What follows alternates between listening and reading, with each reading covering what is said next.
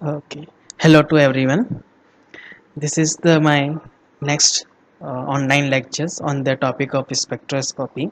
And this presentation, I have included the complete history of the spectroscopy. We should to know how the spectroscopy is invented, and how the spectroscopy is getting the final form, which is now seen here.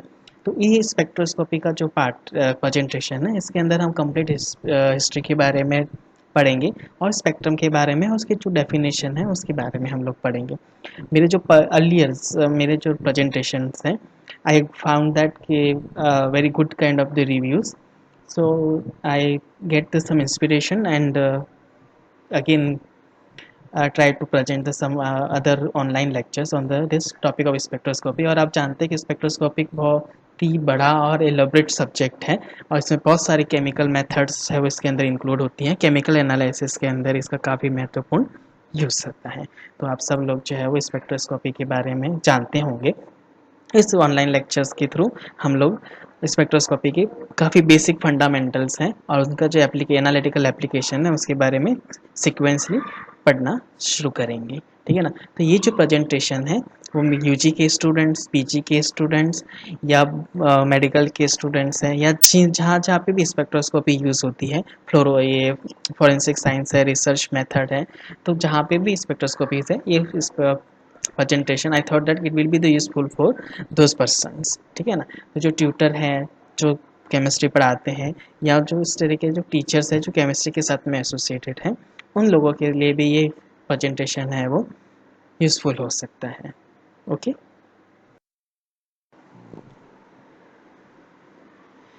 Spectroscopy का ये जो presentation है, इसके अंदर हम कौन कौन से पार्ट या कौन कौन से कंटेंट है वो कवर करेंगे। Introduction spectroscopy, general we will see the introduction of the spectroscopy, how and when it were invented, means throughout the complete history of the spectroscopy we will seen here. किस तरीके से spectroscopy है वो chemistry के अंदर enter होती है, कैसे लोगों की मतलब साइंटिस्ट के दिमाग में स्पेक्ट्रोस्कोपी का शब्द आया, किस तरीके से स्पेक्ट्रोस्कोपी है वो इतनी पॉपुलर बनी, पहले स्पेक्ट्रोस्कोपी कहाँ यूज़ होती थी, किस तरीके से यूज़ होती थी, उसको कैसे एनालिसिस करते थे, और किस किस मीन्स टाइम वाइज जो इसकी हिस्ट्री है वो हम लोग थ्रू आउट जाएंगे। तो आपको काफ़ी थोड़ा थोड़ा इंटरेस्ट रहेगा कि किस तरीके से स्पेक्ट्रोस्कोपी ने अपने आप को चेंजेस किया है, मॉडिफाई किया है। अभी जो हम स्पेक्ट्रोस्कोपी देख रहे हैं वो लेटेस्ट और मॉडर्न स्पेक्ट्रोस्कोपी है, लेकिन पुराने ज़माने के अंदर या पुराने टाइम में, एंशियंट टाइम के अंदर स्पेक्ट्रोस्कोपी किस तरीके से थी, किस तरीके से साइंटिस्ट को रीड करते थे, वो हम लोग यहाँ पर देखेंगे। फिर हम देखेंगे स्पेक्ट्रोस्कोपी की जनरल वाइडली एक्सेप्टेड स्पेक्ट्रोस्कोपी कौन सी है। बहुत से लोग जो है वो स्पेक्ट्रोस्कोपी का डेफिनेशन गलत लिखते हैं, गलत बोलते हैं। तो यहाँ पे जो डेफिनेशन है वो हम लोग स्पेक्ट्रोस्कोपी का अच्छे से देखेंगे, और इसका मीनिंग जो है वो अच्छे से समझेंगे कि स्पेक्ट्रोस्कोपी एक सिंगल वर्ड का मीनिंग क्या है। फिर पढ़ेंगे स्पेक्ट्रम, और ये स्पेक्ट्रम नेचर में किस तरीके का होता है, और इस स्पेक्ट्रम वर्ड का मीनिंग दूसरे लोगों के लिए क्या हो सकता है। Spectrum for science people, spectrum for non science people, कि साइंस वाले लोग जो है वो स्पेक्ट्रम को कैसे देखते हैं, और जो दूसरे हैं पीपल जो साइंस से रिलेटेड नहीं है या साइंस का स्टडी नहीं करते हैं, तो उनके लिए स्पेक्ट्रम का शब्द का मीनिंग क्या है वो हम लोग जो है वो यहाँ पर देखेंगे। तो ये जो जनरल स्पेक्ट्रोस्कोपी का ये वाला जो पार्ट है, ये स्टूडेंट चाहे वो ग्रेजुएट का हो, मीन्स बीएससी का हो, या पोस्ट ग्रेजुएट एमएससी का हो, उसके लिए तो बेनिफिट है ही। साथ ही साथ जो ट्यूटर हैं, या जो में हमारे कलीग्स हैं प्रोफेसर की कैटेगरी में हैं, या जो प्रेजेंटेशन इस तरीके का देते हैं, ट्यूटर हैं, या कोई एनालिस्ट है, इंजीनियर है जो इस टेक्निक्स को कोरिलेट करते हैं, उन सब के लिए बेनिफिट हो सकता है। So I hope that this presentation will be benefit the whole that those peoples who are associated with the part of the spectroscopy teaching। तो उनमें से उनको कुछ ना कुछ जरूर बेनिफिट होगा, और मुझे भी उनसे कुछ सजेशन बेनिफिट जो है वो होते रहेंगे। तो पार्ट ऑफ टीचिंग के पॉइंट ऑफ व्यू से ये वाले प्रेजेंटेशंस है वो मैं ऐसा मानता हूँ। I thought that it will be the benefit for those persons who are going to teach the spectroscopy as a part of their interest subject। Introduction of spectroscopy की यदि हम बात करें, तो सबसे बड़ा जो हमारे पास क्वेश्चन आता है कि केमिस्ट्री के अंदर हम लोग ना तो एटम्स को देख पाते हैं, न मॉलिक्यूल्स को देख पाते हैं, न इलेक्ट्रॉन को देख पाते हैं, फिर भी हम उनके बेसिस पे केमिस्ट्री जो है वो कितनी ब्रॉड और वाइड हो चुकी है। ऐसी चीज़ें जो हमने कभी अपनी आंखों से देखा नहीं है, उनको ध्यान में रखते हुए उनके पोस्टुलेट्स, प्रिंसिपल्स, थ्योरीज, लॉज को कंसिडर करते हुए कितना बड़ा स्पेक्ट्रोस्कोपी का सब्जेक्ट हमने कवर कर दिया है। यदि हम दूसरे सब्जेक्ट की बात करें, इसे if as I take the example of the biology, they have the microscope and observe the cell organelles, nucleus, leaves, stomata, uh, and if take the example of animals, so they have internal body structure of an animals, skeletons, nerves. तो वो सारी चीज़ें observe करते हैं, देखते हैं, उनको दिखाई देते, दे आर ऑब्जर्व्ड साइंस, वो साइंस दिखती हैं आपको। माइक्रोस्कोप के नीचे जो है वो आप पॉलन ग्रेन्स देख सकते हैं, नर्व्स देख सकते हैं, बहुत सारी चीज़ें देख सकते हैं। लेकिन केमिस्ट्री के फील्ड में केवल आप कलर चेंज होता हुआ देख सकते हैं, कुछ मटेरियल नीचे प्रेसिपिटेट होता हुआ देख सकते हैं, कोई मटेरियल जो है वो इवोपरेट होता हुआ आप देख सकते हैं। मीन जो फिजिकल चेंजेस हैं वो आप ऑब्जर्व कर सकते हैं। केमिकल चेंजेस उसके अंदर क्या हो रहा है तो वो अलग स्टडी आ जाती है, उसका केमिकल एनालिसिस करना पड़ता है। केमिकल एनालिसिस मॉलिक्यूल्स, एटम और रिएक्शन के बेसिस पर होता है। तो सबसे बड़ा केमिस्ट या किसी भी स्टूडेंट्स को या केमिस्ट्री समझने में फ्रस्ट्रेशन ये आता है कि न तो उसको एटम दिखाई देता है, न मॉलिक्यूल्स दिखाई देता है, न कुछ भी दिखाई नहीं देता है। केवल एक बोल सकते हैं कि हवा में बातें चलती हैं, लेकिन ऐसा नहीं होता है। बहुत सिंपल सा यदि मैं एग्जांपल से आपको बताता हूँ तो we are not able to see the air. हम हवा को नहीं देख सकते हैं, but we can feel it. हम इसको महसूस कर सकते हैं कि दिस इज चिल एयर, बहुत ठंडी हवा है। It is blowing the hot air, काफ़ी गर्म हवा जो है वो चल रही है, मॉइस्ट वाली एयर है, तो हम उसको फील कर सकते हैं। तो we can feel the air but we could not see the air. Same is हमारे पास एटम भी होते हैं, मॉलिक्यूल्स भी है, उनकी प्रेजेंस को हमको फील करना पड़ता है। We should to be feel the presence of the atom, molecules, electrons surrounding to us and how they suffer the surrounding from the surrounding, there changes some necessary changes on in this। तो वो अपने अंदर कुछ ऐसे changes करते हैं यदि वो सराउंडिंग से किसी भी फॉर्म के अंदर इफेक्ट होते हैं। तो एटम्स को फिल करने के लिए, एटम्स की प्रेजेंस को ऑब्जर्व करने के लिए हमें कुछ टूल्स की ज़रूरत रहती हैं। वही टूल्स जो है वो स्पेक्ट्रोस्कोपी के फॉर्म में आज हमारे पास में अवेलेबल है।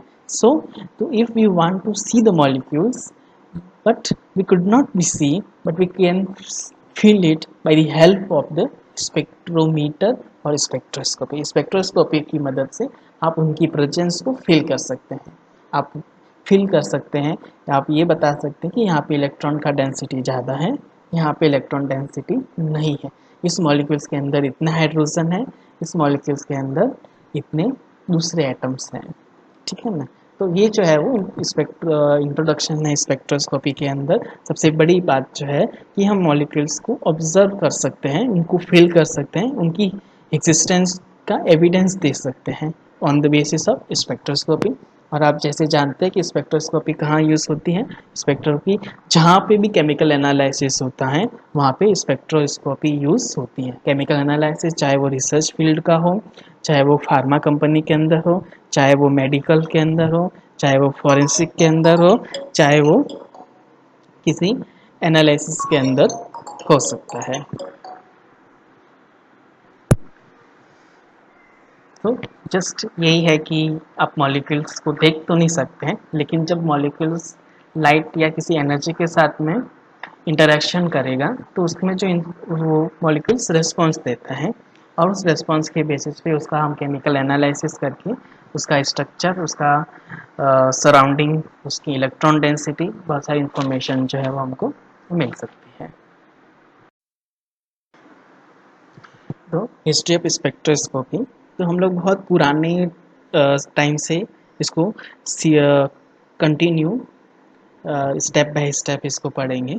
तो आप don't to skip this presentation, otherwise you will loss the something and will not then you will not able to get the informations or understanding कि how the spectroscopy has invented। तो ancient optics की हम बात करें कि ज़्यादातर spectroscopy जो है, मोस्ट ऑफ द स्पेक्ट्रोस्कोपी, या ऐसे बोल सकते हैं कि स्पेक्ट्रोस्कोपी है वो ऑप्टिक्स का ही पार्ट है। ऑप्टिक्स आप लोगों ने फिजिक्स वाले जो पर्सन होते हैं, जो जिन्होंने अपने वीजी के अंदर फिजिक्स पढ़ा है, तो वो उन्होंने ऑप्टिक्स भी जरूर पढ़ा होगा। ऑप्टिक्स का मतलब जो भी मिरर रिलेटेड चीज़ें हैं, वो मिरर रिलेटेड फिनोमिना का जो स्टडी रहता है वो ऑप्टिक्स के अंदर होता है। और एशियन टाइप के अंदर, एशियन टाइम के अंदर जो ऑप्टिक्स है वो किस तरीके से था, उस टाइम के उसका क्या पोजीशन है, सिचुएशंस थी, वो हम यहाँ पे देखते हैं कि before the Christ 2000, before Christ, BC का मतलब रहता है बिफोर क्रिस्ट, मतलब कि यीशु मसीह जो ईसाइयों के देवता हैं, उनके जन्म से पहले 2000 साल पहले इजिप्टियंस जो थे वो ब्रॉन्ज, जो पॉलिश्ड ब्रॉन्ज थे, उसको एज ए लाइट इंटीरियर, मतलब लाइट को ट्रांसफ़र करने के लिए पिरामिड्स के अंदर वो यूज़ करते थे, मिरर की तरह से यूज़ करते थे। तो वो ब्रॉन्ज को एक पॉलिश्ड कर देते थे ताकि जो सनलाइट है वो पिरामिड्स के अंदर एंटर होती थी और वहाँ पे जो है वो रोशनी या उजाला बना रहता था, ठीक है ना। और कुछ लोग जो है वो पॉलिश ब्रॉन्ज को एज ए मिरर की तरह यूज़ करते थे।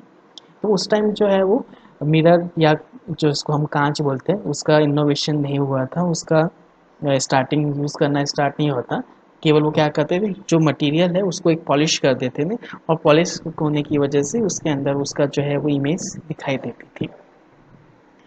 साथ ही साथ 423 बीसी के अंदर चाइना के जो थे मो जिन, उन्होंने मिरर को है वो पढ़ना शुरू किया। तो यहाँ पे जो है वो मिरर की स्टडी शुरू की। उससे पहले मिरर की जगह पे है वो पॉलिश मेटल जो है वो यूज़ होता था, ठीक है ना।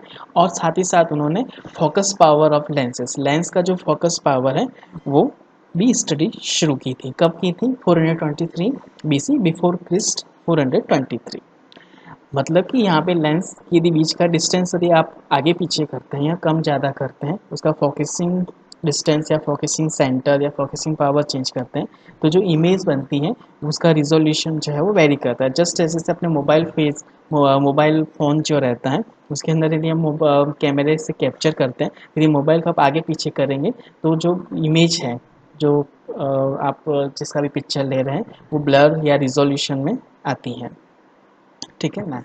एरिस्टोटल ने ये थॉट दिया था कि जो भी कलर है वो बिना किसी लाइट्स के एग्जिस्ट नहीं करता है। मतलब कि यदि लाइट है तो ही आपको कलर दिखेंगे, बिना लाइट के आपको कलर नहीं दिखता है। तो एरिस्टोटल ने वो ये तरीके का थॉट उस टाइम जो है वो दिया था। 624 से लेके 547 तक का जो टाइम पीरियड था, वहाँ पे Thales and Miletus experimented the amber and lodestone. Thales and Miletus जो साइंटिस्ट हैं, उन्होंने एम्बर एंड लेडीस्टोन, ये एक तरह के मटेरियल्स हैं, उनके ऊपर स्टडी की और उनकी इलेक्ट्रिक प्रॉपर्टी और मैग्नेटिक प्रॉपर्टी को स्टडी किया। तो यहाँ से हम बोल सकते थे ये जो एरा है 624 से लेके 547 पे, इलेक्ट्रोमैग्नेटिज्म प्रॉपर्टी, इलेक्ट्रो मीन्स उसी मटेरियल के अंदर इलेक्ट्रिक प्रॉपर्टी और उसी मटेरियल के अंदर मैग्नेटिक प्रॉपर्टी, दोनों ही का स्टडी जो है वो इस एरा के बीच में शुरू हुई। लेकिन आपको ये बात बता दूं कि इलेक्ट्रोमैग्नेटिज्म और यहाँ पे जो लेंसेज है या उनकी फोकस है, उनके बीच में कोई भी कनेक्शन उस टाइम नहीं था। और लेकिन ये दोनों ही स्टडी या इन्वेस्टिगेशन है वो समय के साथ साथ आगे साइमल्टेनियसली बढ़ ही रहे थे। ठीक है। Around 4080 AD means anno domini. Anno domini का मतलब ये रहता है कि जो जीसस क्रिस्ट थे उनके जन्म के बाद वाला जो टाइम पीरियड है उसको एडी बोलते हैं, और उनके जन्म से पहले वाला जो टाइम है वो बीसी बोलते हैं, ठीक है ना। तो यहाँ पे मैंने एक फिगर रखा हुआ है ताकि आपको थोड़ा सपोर्ट रहे अंडरस्टैंडिंग के अंदर कि बीसी और एडी का मतलब क्या रहता है। तो अराउंड 40 एडी जो स्नीका है, स्नीका नाम के जो साइंटिस्ट हैं, उन्होंने क्रिस्टल्स को यूज़ किया एज लेंसेज की तरह पे। जहाँ पे लेंस यूज़ हो रहे थे, ग्लास मटेरियल यूज़ हो रहा था, वहाँ पे जो पॉलिश्ड और ट्रांसपेरेंट क्रिस्टल्स हैं वो उसको यूज़ किया। तो यहाँ पे first time crystals used instead of lenses, ठीक है ना, 40 एडी के अंदर। साथ ही साथ जब क्रिस्टल्स आए तो क्रिस्टल के साथ में जो लाइट की प्रॉपर्टी रहती थी, रिफ्लेक्शन, रिफ्रैक्शन, तो वो सारी स्टडी जो है वो 15 एडी से लेके 140 एडी के बीच में क्लीमिडस और टॉलमी ने स्टडी किया। तो ये ऑप्टिक्स के अंदर एक नई बात थी, ऑप्टिक्स के अंदर एक नया इनोवेशंस था, और इस वजह से जो एशियन ऑप्टिक्स थी वो मॉडर्न ऑप्टिक्स के अंदर कन्वर्ट हो जाती हैं। यहाँ से मॉडर्न ऑप्टिक्स है वो स्टार्ट होती हैं कि ऑप्टिक्स के अंदर ये जो नए इनोवेशंस थे कि यहाँ पे क्रिस्टल्स भी है वो एज ए लेंसेज की तरह यूज हो सकते हैं, क्रिस्टल्स जो है वो एज ए पॉलिश्ड मिरर की तरह यूज हो सकते हैं। नेक्स्ट जो टाइम पीरियड है उसको डार्क एजेस रिनोजेंस बोलते हैं। रिनोजेंस का मतलब रहता है पुनर्जागरण, मीन्स रीजनरेशन, फिर से स्टार्ट होने वाला जो टाइम पीरियड है उसको जो है वो रिनोजेंस बोलते हैं। और डार्क एजेस के बाद में किस तरीके से रिनोवेशन जो है वो इसके अंदर आते हैं। 110 एडी के अंदर इबान ऑल हेल्थम ने स्टडी किया रिफ्रैक्शन का, फर्दर स्टडी किया और लोगों को सोचने के लिए मजबूर किया कि किस तरीके से हम साइंस को जो है वो टेक्नोलॉजी के अंदर कन्वर्ट कर सकते हैं। तो उसमें उन्होंने रीडिंग स्टोन बनाया जिसको आजकल हम मैग्नीफाइंग लेंस बोलते हैं। तो ये मैग्नीफाइंग लेंस है, उस टाइम जो है वो रीडिंग स्टोन थे, मतलब जो स्टोन के ऊपर जो उनकी लिपि रहती थी उस लिपि को पढ़ने के लिए उस तरीके से क्रिस्टल्स या ग्लास जो है वो यूज़ करते थे। तो वो क्या करते थे, उसको मैग्नीफाई करता था। तो मैग्नीफाई करने से it is very easy to read out, तो रीड आउट मतलब रीड करने के लिए वो इजी हो जाता था, तो मैग्नीफाइंग ग्लास की तरह से उसको यूज़ करते थे। 13th सेंचुरी की स्टार्टिंग दिनों के अंदर जो वेस्टर्न साइंस है उन्होंने स्टडी लाइट के ऊपर काफ़ी सीरियस स्टडी शुरू किया। रोजर बेकन का जो रोजर बेकन है उनको अपने वर्क के अंदर उन्होंने ये डेमोन्स्ट्रेट किया कि जो मिरर का जो फोकस लेंस है, फोकस डिस्टेंस जो रहती हैं या फोकस प्रॉपर्टी ऑफ लेंस जो रहती हैं वो काफ़ी इंपॉर्टेंट रोल प्ले करती हैं किसी के मिरर स्टडी के अंदर। और सेंचुरी के एंड के अंदर 13th सेंचुरी के एंड के अंदर ग्लास, रॉक क्रिस्टल्स, लेंसेज, ये सारी चीज़ों के ऊपर जो है वो स्टडी शुरू किया। और जो स्पेक्स बनना, ग्लास आई ग्लास जो है वो वहाँ पे उस टाइम से बनने शुरू हुए। कब? 13th सेंचुरी के एंड होने पर। Grosset c. 1200, John Payson and Roger Bacon 1250, Theodoric Friese 1275, Vitals 1300 and Henry of Hesse 1350 all study and wrote of various aspects of vision, perception, reflection, refraction, lenses and rainbow production। इन सब लोगों ने ये जितनी भी optics के phenomena थे जिसमें vision के जितने भी एक्सपेक्ट आते हैं, focal lenses, focal point, mirror, magnifying properties, perception, reflection phenomena, refraction phenomena, lenses, lens की जगह पे, और साथ ही साथ रेनबो की प्रॉपर्टी कि जो नेचर के अंदर रेनबो दिखता है वो किस तरीके से प्रोड्यूस होता है, क्यों प्रोड्यूस होता है, उसको जो है वो इन लोगों ने स्टडी की है। तो यहाँ पे एक वर्ड लिखा है सी करके, तो सी का मतलब रहता है शीर्षा। यदि हिस्ट्री के अंदर आप किसी ईयर और डेट के बारे में इंश्योर नहीं है कि वो करेक्ट है तो हम अराउंड और अप्रोक्सीमेट टाइम लिख देते हैं, जैसे कि ग्रोस्टेट सी 1200, तो सी का मतलब रहता है अराउंड 1200, मीन्स 1200 के आसपास जो है उन्होंने इस तरीके की स्टडी जो है वो की है। ठीक, इसके डार्क एजेस के बाद में जो नया एरा शुरू हुआ, रेजोनेंस जिसको टाइम पीरियड बोलते हैं, उस रेजोनेंस काल के बाद में एनलाइटमेंट आया, मीन्स एक नया पुनर्विचार बोल सकते हैं या पुनः नवाचार बोल सकते हैं, एक नया टाइम पीरियड आया। इस टाइम पीरियड के अंदर ऑप्टिक्स के साथ साथ में कुछ दूसरी प्रॉपर्टी जैसे मैग्नेटिज्म, इलेक्ट्रिसिटी और लाइट के बारे में काफ़ी इन्वेशन शुरू हुए, इनोवेशन शुरू हुए, और उनके बारे में काफ़ी डीप और अंडरस्टैंडिंग के साथ में रिसर्च जो है वो शुरू हुई। डिफरेंट डिफरेंट टाइप की मैग्नेटिक्स प्रॉपर्टी, इलेक्ट्रिसिटी कैसे प्रोड्यूस होती है, कौन प्रोड्यूस करता है, लाइट का नेचर वगैरह सब जो है वो यहाँ पे इस टाइम पीरियड के अंदर शुरू हुआ, एनलाइटमेंट टाइम पीरियड के अंदर। Gilbert correctly described the Earth's magnetic field and explained the alignment of compasses कि इस अर्थ के अंदर जो मैग्नेटिक फील्ड है और north pole and south pole, तो उसके अंदर कंपास अपने आप को कैसे अलाइनमेंट करता है तो जो अर्थ का जो मैग्नेटिक प्रॉपर्टी है वो इस टाइम पीरियड के अंदर गिलबर्ट्स ने करेक्टली डिस्क्राइब किया। तो यहाँ पे आप देख रहे हैं कि किस तरीके से इनोवेशन टाइम टू टाइम चल रहे हैं। तो सबसे पहले ज़्यादातर जो इनोवेशन है वो ऑप्टिक्स के अंदर हुए, और साइमल्टेनियसली साथ साथ में इलेक्ट्रिक प्रॉपर्टी, मैग्नेटिक प्रॉपर्टीज़, ये भी साथ साथ में चालू थे, लेकिन इनमें आपस में कोई एक दूसरे के साथ में कोई रिलेशन अभी तक देखने को नहीं मिलता था। इसी टाइम पीरियड के अंदर, एनलाइनमेंट टाइम पीरियड के अंदर अराउंड 1637 के अंदर रेने डेस्कार्ट ने मैथमेटिकल प्रिंसिपल इंट्रोड्यूस किया। उस प्रिंसिपल को आजकल हम लोग स्नेल लॉ के नाम से जानते हैं। फिजिक्स के अंदर जो ऑप्टिक्स पढ़ते हैं उन लोगों को स्नेल्स लॉ बहुत अच्छे से पता होता है। स्नेल्स लॉ का मतलब ये रहता है कि light going from one medium to another, यदि एक लाइट जो है वो एक मीडियम से दूसरे मीडियम की तरफ जाती है तो उसका जो रिफ्रैक्टिव इंडेक्स है वो चेंज होता रहता है। मीन्स उसका जो रिफ्रैक्शन एंगल है या स्पीड ऑफ लाइट है वो चेंज होती रहती है।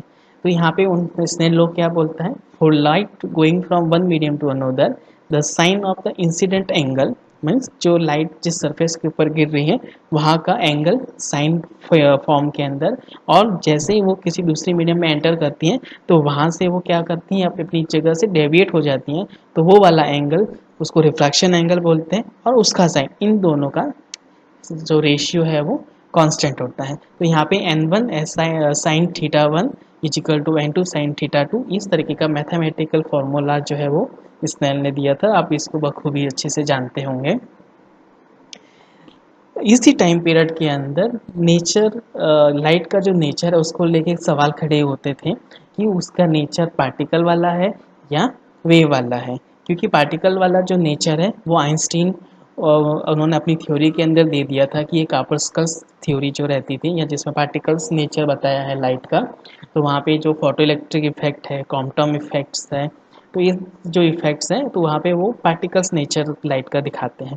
लेकिन ड्यूल नेचर ऑफ लाइट का जो सिग्नल्स है या क्लू जिसको बोलते हैं, ड्यूअलिटी ऑफ द लाइट, उसको जो है वो 1669 के अंदर ब्रोथिलस ने ऑब्जर्व किया कि जब उन्होंने अपने एक्सपेरिमेंट के अंदर पोलराइजेशन को इंट्रोड्यूस किया, तो जब पहली बार पोलराइजेशन को इंट्रोड्यूस किया तब ये पता चला कि लाइट का नेचर वेव भी रहता है, तो वो वेव नेचर भी है, और आइंस्टीन के एक्सपेरिमेंट से ये पता चलता है कि वो पार्टिकल्स नेचर का है। तो ये जो दोनों एक्सपेरिमेंट्स है वो उसके ड्यूअल नेचर्स को इंडिकेट करते हैं, और हम लोगों ने ड्यूअल नेचर ऑफ लाइट आप लोगों ने पढ़ी होंगी। तो ये वो वाला टाइम पीरियड था जहाँ से लाइट के दो नेचर्स के बारे में हमको इन्फॉर्मेशन मिलती है, ठीक है ना। तो पोलराइजेशन करने के लिए उन्होंने क्या किया था, बॉर्थोलिनस ने, उन्होंने अपने एक्सपेरिमेंट के अंदर एक सिंगल लाइट जो है वो एक क्रिस्टल्स, कौन सा क्रिस्टल लिया था, कैल्साइट नाम का एक क्रिस्टल्स है, उस क्रिस्टल्स में से जब उसको पास करते हैं तो जो एक्सिस्टेंट लाइट है वो दो लाइट के अंदर या दो रे के अंदर स्प्लिट हो जाती हैं, ठीक है ना। तो एक जो लाइट है वो बिना किसी डेविएशन के सीधी निकल जाती है, जबकि दूसरी लाइट है वो एक स्लाइटली एंगल से डेविएट होते हुए निकल जाती है। तो यहाँ पे आप फिगर देख रहे हैं, ए फिगर के अंदर क्या है कि एक पेपर के ऊपर सिंगल लाइन खींच दी और उस सिंगल लाइन के ऊपर कैल्साइट क्रिस्टल्स रख दिया। तो यहाँ पे दो तरह की इमेज उसके अंदर दिखेंगे, मतलब इमेज जो बनती है लाइन की दो दिखेंगे। एक तो है नॉर्मल सीधी स्ट्रेट लाइन, आपको जैसे नॉर्मल ट्रांसपेरेंट ग्लास के अंदर दिखती है वैसी, लेकिन साथ ही साथ उसका दूसरा इमेज और बनता है। तो यहाँ से ये पता चलता है कि कैल्साइट क्रिस्टल जो है it is able to split the ordinary light into the two form, one is the extraordinary and other is normal ordinary, ठीक है ना। तो यहाँ पे जो स्ट्रक्चर बी है तो वहाँ पर आप देखेंगे कि क्रिस्टल्स के अंदर जैसे एक नॉर्मल लाइट अंदर एंटर करती हैं तो दो कंपोनेंट के अंदर स्प्लिट हो जाती हैं, जो बिना किसी डेविएशन की निकलती हैं उसको ऑर्डिनरी लाइट, और जो इस एक लिटिल बिट डेविएशन से निकलती हैं तो उसको एक्स्ट्रा ऑर्डिनरी लाइट बोलते हैं, ठीक है ना। तो ये वो वाला प्रोसेस है जिसके कि अंदर हम अनपोलराइज्ड लाइट को पोलराइज्ड लाइट के अंदर कन्वर्ट करते हैं। तो अनपोलराइज्ड लाइट का पोलराइज्ड लाइट में कन्वर्जन पोलराइजेशन कहलाता है, ठीक है ना। तो यहाँ से ये हमें पता चलता है कि ऑर्डिनरी लाइट जो है या नेचर की जो लाइट है उसके अंदर दो टाइप की कंपोनेंट है। अभी हम आपको ये भी बता दूं कि यहाँ पे अभी तक ये पता नहीं चला है कि लाइट के अंदर मैग्नेटिक प्रॉपर्टी भी है और इलेक्ट्रिक प्रॉपर्टी भी है, ठीक है ना। तो यहाँ से केवल इतना क्लू जरूर पता चल गया था कि ऑर्डिनरी लाइट के अंदर दो कंपोनेंट हैं, जिसको एक ऑर्डिनरी रे बोला और दूसरे को एक्स्ट्रा ऑर्डिनरी रे बोला। लेकिन जब इन फ्यूचर के अंदर इन रेज के बारे में स्टडी की गई, तब बाद में पता चला कि एक इलेक्ट्रिक प्रॉपर्टी रखती है, जबकि दूसरी रे जो है वो मैग्नेटिक प्रॉपर्टी रखती है, ठीक है ना। ये इसी टाइम के अंदर इस जो एनलाइटमेंट है, इसमें बहुत अच्छे अच्छे इनोवेशन हुए। इसी के अंदर काफ़ी जो है वो साइंटिस्टों को सक्सेस मिला। तो यहाँ पे एक डेनिस एस्ट्रोनॉमर थे। एस्ट्रोनॉमर जो अंतरिक्ष और स्पेस के बारे में स्टडी करते हैं उनको एस्ट्रोनॉमर बोलते हैं। तो डेनिस एस्ट्रोनॉमर ओले रोमर ओले रोमर उनका नाम था। उन्होंने पहली बार स्पीड ऑफ लाइट जो है वो कैलकुलेट की मैथमेटिकली। उसकी जो वैल्यू है जो 2 पॉइंट इंटू 10 की पावर में 8 मीटर पर सेकंड जो है वो लाइट की जो स्पीड है वो उन्होंने नोटिस की। और वो कैसे की थी, और उस स्पीड ऑफ लाइट से जो जुपिटर मून है उसकी पोजीशन का उन्होंने स्टडी किया। तो उन्होंने एस्ट्रोनॉमी के एस्पेक्ट से स्पीड ऑफ लाइट को यूज़ किया और उसका मैथमेटिकल वैल्यू दिया, और फिर इसको जो है वो फर्दर हम आज तक है वो इस वैल्यू को यूज़ करते हैं। अब हमको ये देखना है कि इसके बाद क्या हुआ। इसके बाद में वो चीज़ हुई जिसकी हमको भी अभी तक बेसब्री से इंतजार था। और यहाँ पे आप बहुत एक अच्छा सा बोल सकते हैं कि नया पॉइंट आप सीखेंगे। 1643 से लेके 1727 मीन्स 1643 टू 1727 के टाइम पीरियड के अंदर जो इसाक न्यूटन थे, उन्होंने अपनी बुक्स जो 1770 के अंदर पब्लिश हुई जिसका नाम ऑप्टिक्स था, उस बुक के अंदर उन्होंने क्लियरली ऑब्जर्वेशन दिए कि जब कोई भी लाइट एक सॉलिड ग्लास वाले प्रिज्म से पास होती है तो वो अलग अलग कलर की लाइट में स्प्लिट हो जाती हैं। तो उन्होंने अपने बुक्स के अंदर ये लिखा, the use of prism of solid glass to split a uncoming incoming ray of white light into its colour. जो भी वाइट लाइट है वो प्रिज्म से जब पास होती हैं तो वो उसके अंदर जितने भी कलर है वो अलग अलग डिस्पर्स हो जाते हैं, इसलिए इसको डिस्पर्शन फिनोमिना भी बोलते हैं। और उन्होंने ये बताया कि जो ब्लू लाइट है वो ज़्यादा एंगल से रिफ्लेक्ट होती हैं या डेविएट होती हैं, जबकि जो लाल रंग वाली जो मीन्स रेड कलर की जो लाइट है वो उसका एंगल जो है वो बहुत कम होता है, ठीक है ना।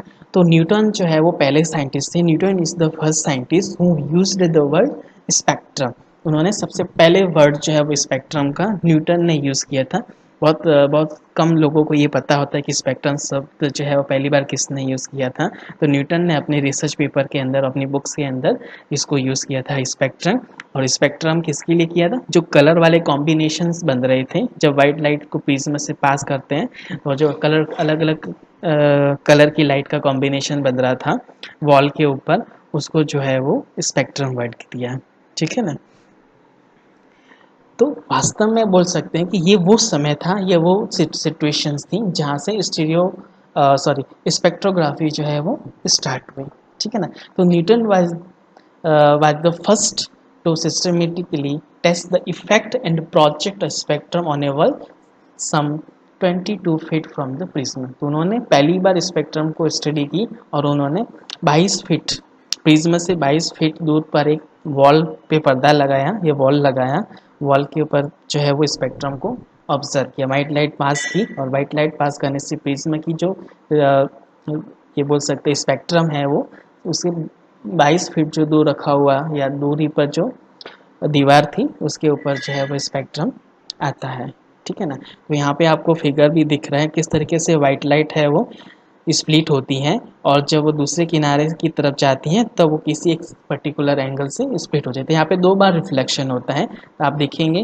कि जो लेफ्ट हैंड साइड वाला जो कॉर्नर है प्रिज्म का, वहाँ पे एक पर्टिकुलर एंगल से रिफ्रैक्शन हुआ है, और जो राइट हैंड साइड का जो कॉर्नर है प्रिज्म का, वहाँ से फर्दर एक रिफ्रैक्शन होता है। तो 2 एंगल यहाँ पे होता है, डेल्टा 1 डेल्टा 2, जिसको जो है वो रिफ्रैक्शन एंगल बोलते हैं, ठीक है ना। तो ये डिस्पर्शन फिनोमिना है, फिजिक्स के अंदर आप लोगों ने इसको पढ़ रखा होगा। 1752 के अंदर 1752 के अंदर एक स्कॉटिक फिजिसिस्ट थे, जो भौतिक शास्त्री जिसको हम बोलते हैं स्कॉट्स के, मेलविल। उन्होंने क्या किया कि फ्लेम के अंदर कुछ सॉल्ट है वो ऐसे ऐसे डिस्पर्स करते हैं, मीन्स ऊपर से छिड़कते हैं या स्प्रिंकल करते हैं, या वो, और उन्होंने जो फ्लेम ली थी वो स्प्लिट फ्लेम थी। स्प्लिट लैम्प का मतलब ये रहता है कि उसके अंदर बाती लगा देते हैं और नीचे अल्कोहल भर देते हैं, इथेनॉल मिथेनॉल जो भी रहता है वो, और वो जलने लगता है, तो उस वो कार्बन लेस रहता है। अब जैसे ही उस सॉल्ट बर्नर के अंदर कोई सॉल्ट ऐड करते हैं तो बर्नर का कलर या फ्लेम का कलर जो है वो चेंज हो जाता है। तो 1752 वो टाइम था जहाँ से इमिशन स्पेक्ट्रा की स्टडी शुरू हुई। तो आप अभी जो एटॉमिक इमिशन स्पेक्ट्रा या फ्लेम स्पेक्ट्रोमेट्री आप जो पढ़ते हैं या फ्लेम मेट्री जो पढ़ते हैं, जिसके अंदर कलर का या फ्लेम टेस्ट जो आजकल देखते हैं, वो कहाँ से शुरू हुआ, और 1752 के अंदर से हुआ। और पहली बार स्कॉट की जो फिजिक्स थे मेल्विन, उन्होंने सबसे पहले जो है वो अलग अलग सॉल्ट के कलर फ्लेम के अंदर देखे।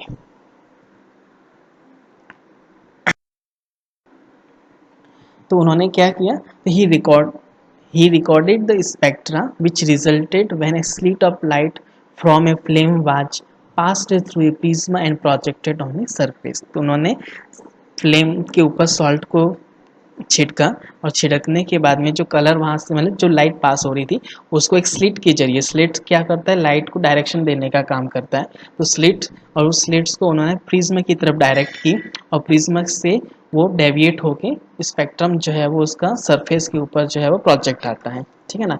तो he experimented with various substances being introduced into flame. उन्होंने बहुत सारे ऐसे सॉल्ट है वो अलग अलग उठाए और फ्लेम के अंदर इंट्रोड्यूस किया, और उनसे बनने वाले कलर को जो है वो स्टडी किया, और उन्होंने ये पाया कि find that such a substance had not a continuous spectrum, कि ये इसके पास में कोई कंटिन्यूस स्पेक्ट्रम नहीं होता है, कि एक साथ एक जैसे वाइट लाइट पूरा कलर का स्पेक्ट्रम दे रहा था, वैसे ये कोई पूरा का पूरा स्पेक्ट्रम नहीं दे रहे थे, कुछ पर्टिकुलर कलर का ही स्पेक्ट्रम दे रहे थे, ठीक है।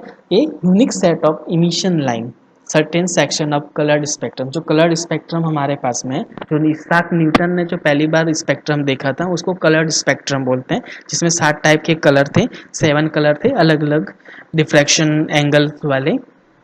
उस टाइम वेवलेंथ की खोज नहीं हुई थी, इसलिए हमने वहाँ पे वेवलेंथ वर्ड यूज़ नहीं किया था, वहाँ पे कौन सा है, डिफ्रैक्शन एंगल पर स्टडी हुई थी, इसलिए हर एक लाइन कलर का डिफ्रैक्शन एंगल निकाला गया था, ठीक है ना। वेवलेंथ की खोज बाद में हुई थी, तब उनकी वेवलेंथ जो है वो बाद में डिस्क्राइब की गई। तो यहाँ पे उन्होंने ये देखा कि जो इमिशन लाइन है वो उस विजिबल स्पेक्ट्रम जो था या कलर्ड स्पेक्ट्रम था, उसी में से कोई कलर की लाइन जो है वो उनको मिली थी। तो इसका मतलब ये था कि हर एक जो सॉल्ट रहता है वो अपना पर्टिकुलर कलर जो है वो शो करता है, और उन्हीं के आधार पे या इसी एक्सपेरिमेंट के बीच में दूसरे नए नए टाइप के सॉल्ट जो है वो स्टडी किए, डिस्कवर किए, ठीक है ना। 19वीं शताब्दी के स्टार्टिंग दिनों के अंदर, means the first half of the 19th century, scientist लोगों ने इमिशन और एब्जॉर्प्शन स्पेक्ट्रा के बीच के ऊपर काफ़ी ज़्यादा वर्क किया, और इस फील्ड में इमिशन और एब्जॉर्प्शन स्पेक्ट्रा, इमिशन मतलब जब यदि सॉल्ट को आप फ्लेम के अंदर डालेंगे तब इमिशन मिलेगा, लेकिन यदि फ्लेम के पीछे यदि आप वाइट लाइट का सोर्सेस रखते हैं और फिर सॉल्ट को फ्लेम के ऊपर डालते हैं, और फिर जो लाइट जब फ्लेम में से पास होती है तो कुछ लाइट एब्जॉर्ब हो जाती हैं, तो उस टाइम यदि स्पेक्ट्रम जो नोट करते हैं तो उसको एब्जॉर्प्शन स्पेक्ट्रा बोलते हैं। तो इनके ऊपर जो है वो स्टार्टिंग 19th सेंचुरी के स्टार्टिंग में काफ़ी काम जो है वो यहाँ पे हुआ।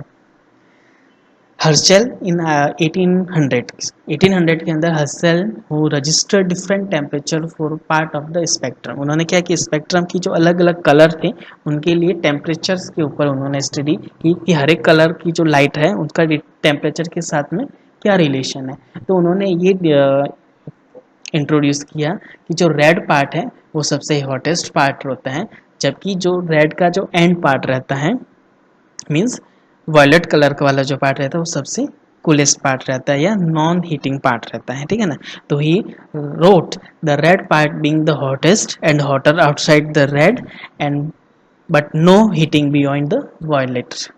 तो वायलेट कलर के बाद में कोई हीटिंग का पार्ट नहीं रहता है, और जो रेड वाला पोर्शन है उसके बाद में भी कोई भी हीटिंग जैसा पोर्शन नहीं रहता है। तो ये जो विजिबल है उन्हीं के ऊपर जो है वो टेम्परेचर का इफेक्ट रहता है या टेम्परेचर जो है वो कंसिस्ट करते हैं, ठीक है ना। तो the fact that the electromagnetic spectrum extending beyond the visible red end was uncovered, इसका मतलब ये था कि जो विजिबल जो रेड एंड है जहाँ पे आपको पूरा विजिबल स्पेक्ट्रम बनता है, उसके इस साइड और दूसरी साइड, दोनों साइड के अंदर अभी तक किसी भी तरह की कोई रेडिएशन की डिस्कवरी नहीं हुई थी, वो अनकवर्ड ही था। तो हमारे पास में अभी तक केवल विजिबल स्पेक्ट्रम ही है। ठीक है ना। 1806 के अंदर इन 1806 when John Dalton propose the atomic theory. अब यहाँ से एटम जो है वो शुरू हुआ। अभी तक जो है वो फिजिक्स की बातें चल रही थी, ऑप्टिक्स की बातें चल रही थी, केमिस्ट्री के अंदर इतना इनोवेशन नहीं हुआ था। लेकिन जब 1806 के अंदर डाल्टन की ये जॉन डाल्टन की जो थ्योरी है वो इंट्रोड्यूस हुई, जिसके अंदर उसने बताया था कि एटम और एटम जो है वो can not be divided further. ठीक है ना। उनकी ये थ्योरी का एक लाइन था कि आप एटम को फर्दर डिवाइड नहीं कर सकते हैं, लेकिन आजकल तो करते हैं, इलेक्ट्रॉन प्रोटॉन न्यूट्रॉन। लेकिन उनका उस टाइम ये स्टेटमेंट था कि एटम को हम फर्दर से डिवाइड नहीं कर सकते हैं ना। परमाणु जो होता है अविभाज्य होता है, परमाणु को और आगे किसी भी दूसरे उसके तत्वों में विभाजित नहीं कर सकते हैं। तो डाल्टन की ये थ्योरी 1806 के अंदर दी थी, जब उससे पहले इमिशन और स्पेक्ट्रा वगैरह जो है वो डिस्कवर हो चुके थे। एटम की डिस्कवरी बाद में हुई, उससे पहले तो स्पेक्ट्रम वगैरह सब बन चुके थे। ठीक है ना। तो जब एटॉमिक स्ट्रक्चर जब हमारे पास में आया, तब इसका कोरिलेशन स्पेक्ट्रल लाइन और एटॉमिक स्ट्रक्चर के बीच में शुरू हुआ कि क्यों वास्तव में स्पेक्ट्रल लाइन आ रही है, हर एक की स्पेक्ट्रल लाइन क्यों अलग अलग हो रहा है, इमिशन लाइन क्यों अलग आती हैं, एब्जॉर्प्शन लाइन क्यों अलग आती हैं, उनका कोरिलेशन जो है वो एटॉमिक स्ट्रक्चर के साथ में शुरू हुआ। 1801 के अंदर रीटर एंड वॉल्स्टन ने ये देखा कि जो अल्ट्रावायलेट रेडिएशन से सिल्वर ब्रोमाइड जो है वो इफेक्ट होता है। तो उन्होंने 1801 के अंदर सिल्वर ब्रोमाइड की एक बार एक्सपेरिमेंट करके अल्ट्रावायलेट रेडिएशंस की खोज की, और उन्होंने किस तरीके से अल्ट्रावायलेट रेडिएशन है वो सिल्वर सॉल्ट को इफेक्ट करती हैं उसके ऊपर एक्सपेरिमेंट किए। 1802 के अंदर वॉल्स्टन ने पहली बार ये ऑब्जर्व किया कि कुछ ऐसी लाइनें थी जो डार्क आ रही थी, उनको एब्जॉर्प्शन लाइन बोला गया। और ये एब्जॉर्प्शन लाइन जो है वो पहली बार सोलर स्पेक्ट्रम के अंदर वॉल्सन ने देखी थी। तो उस टाइम उन्होंने यही सोचा था कि ये कलर्स जो कंटिन्यूस स्पेक्ट्रम है उसके अंदर कलर्स लाइन के बीच के गैप है, ये कोई एक्चुअल एब्जॉर्प्शन लाइन नहीं है। लेकिन उस टाइम जो है वो चूँकि नॉलेज और इतना इन्वेस्टिगेशन नहीं हुआ था, इसलिए वहाँ पे एब्जॉर्प्शन लाइन को पहचानना मुश्किल था। इसलिए उन्होंने ये सोचा था कि यहाँ पे कलर्स के बीच के अंदर ये गैप है, कंटिन्यूस स्पेक्ट्रम नहीं है। उसी टाइम के दौरान यंग नाम के एक साइंटिस्ट ने डिफ्रैक्शन ग्रेटिंग जो है वो यूज़ किया, जो जहाँ पे प्रिज्म जो है वो डिस्पर्सिंग यूनिट की तरह या डिस्पर्सिंग कंटेंट की तरह यूज़ हो रहा था, उसकी जगह पे है वो डिस्पर्सिंग ये डिफ्रैक्शन ग्रेटिंग जो है वो फर्स्ट टाइम यंग ने यूज़ किया। और डिफ्रैक्शन ग्रेटिंग के अंदर 500 ग्रूव्स थे, 500 इस तरीके से खाँचे बने हुए थे, 1 इंच के अंदर 500 खाँचे, मीन्स 500 ग्रूव्स पर इंच थे। और उनका यूज़ करके पहली बार जो है वो वेवलेंथ कॉन्सेप्ट जो है वो दिया गया, वेवलेंथ जो है वो मेज़र की। तो यंग ने जितने भी कलर्स थे उन सब की वेवलेंथ जो है वो कैलकुलेट की। तो यहाँ से जो है वो वेवलेंथ शब्द जो है वो शुरू हुआ, और उसकी इम्पोर्टेंस जो है वो यहाँ से शुरू हुई। तो हर एक कलर की जो है वो वेवलेंथ पता चली, और उन कलर्स को उसके वेवलेंथ के अकॉर्डिंग जो है वो स्पेक्ट्रम में अरेंज किया गया है। तो उनका जो वेवलेंथ का रेंज और डिस्पर्सन एंगल जो है वो सेम था, यानी कि जो डिस्पर्शन एंगल्स के अंदर कलर का सीक्वेंस आ रहा था, सेम टू सेम सीक्वेंस जो है वो वेवलेंथ के सीक्वेंस में आ रहा था। ठीक है ना। और उसके बाद में जो है वो एवलेंथ का कनेक्शन किस तरीके से एनर्जी के साथ में है, वो साथ साथ में इसका इन्वेस्टिगेशन चालू रहा। स्पेक्ट्रोस्कोपी की इस हिस्ट्री के अंदर फिर एक बड़ा नाम जो है वो हमको सुनने को मिलता है। जर्मनी के अंदर ग्लास बनाने वाले एक मैन्युफैक्चरर्स थे, जिसको जोसेफ वन फ्रॉनहोफर, और उनका जो टाइम पीरियड था 1787 से लेकर 1826, मीन्स इन बिटवीन 1787 टू 1826, इस टाइम पीरियड के अंदर जोसेफ वन फ्रॉनहोफर ने एक इंस्ट्रूमेंट सेटअप किया जिसको फ्रॉनहोफर सेटअप बोलते हैं। और उस सेटअप से जो मेल्विन जो स्पेनिश साइंटिस्ट थे, उन्होंने इमिशन लाइन के बारे में स्टडी की थी। तो मेल्विन के जो इमिशन लाइन है उनको उस इंस्ट्रूमेंट का फ्रॉनहोफर ने जो इंस्ट्रूमेंट बनाया था उसका यूज़ करके काफ़ी अच्छे से एक्सप्लेन किया था 1814 के अंदर, मतलब 1814 के अंदर इमिशन लाइन्स को एक्सप्लेनेशन मिला था। उसी तरीके से फ्रॉनहोफर की सेटअप्स का यूज है वो वापस फ्रॉनहोफर ने सोलर स्पेक्ट्रम की फर्दर स्टडी के लिए किया और उसने देखा कि यहाँ पे 600 डार्क एब्जॉर्प्शन लाइन जो है वो ऑब्जर्व होती है। मतलब कि उनका सेटअप इतना रिजॉल्व था, इतना अच्छा था कि सोलर स्पेक्ट्रम के अंदर जो अभी तक डिस्कवर नहीं हुए थे वो एब्जॉर्प्शन लाइन भी उसके अंदर रिकवर हुई और 600 तक का जो है वो स्पेक्ट्रम कवर हुआ। तो इस स्पेक्ट्रम को फिर है वो फ्रॉनहोफर नाम से जाना जाता है, जिसको फ्रॉनहोफर स्पेक्ट्रम या फ्रॉनहोफर लाइंस स्पेक्ट्रम लाइंस बोलते हैं। और उन्होंने अपने इस स्पेक्ट्रम के अंदर लेबल दिए गए थे ए बी सी डी करके एच तक के, और उन्होंने सेल्फ बी से लेके एच तक के बीच रीजन के अंदर 574 लाइंस को जो है वो कैलकुलेट किया। मतलब बी और एच के बीच में जो है वो जो लाइनें आ रही थी वो 574 और टोटल लाइन जो है वो 600 थी। ठीक है ना।